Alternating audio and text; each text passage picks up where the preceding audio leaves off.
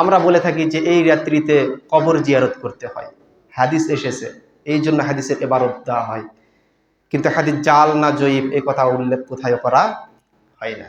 ইবনু মাজাহ আপনি খুলুন, 1389 নম্বর হাদিস, 1389 নম্বর হাদিস ইবনু মাজাহর মধ্যে এসেছে।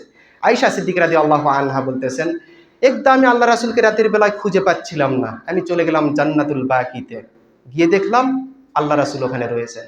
আল্লাহ রাসূল বললেন যে, আয়েশা তুমি কি মনে করেছো যে আল্লাহ সুবহানাহু ওয়া তাআলা এবং তার রাসূল তোমার প্রতি অবিচার করেছে?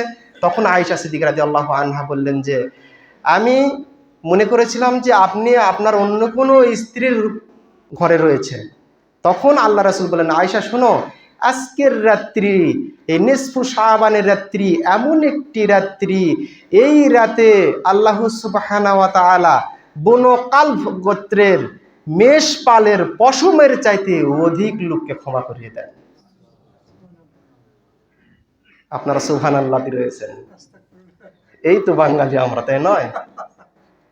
হাদিস এসেছে ইবনু মাজাহ 1389 নম্বর হাদিস। এই হাদিসটি ইমাম তিরমিজি, ইমাম বুখারী জয়ীফ বলেছেন, হাদিস সহিহ নয়।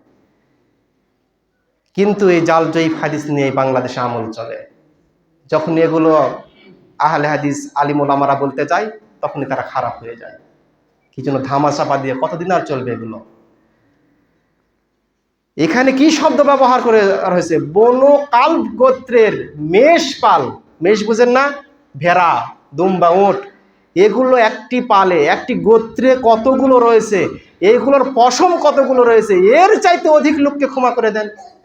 কোনো শর্ত দেওয়া হলো না যে এই ইবাদত করতে হবে, এই ইবাদত করতে হবে, কোনো শর্ত নেই, এমনিতেই ক্ষমা করে দিলেন আল্লাহ তাআলা।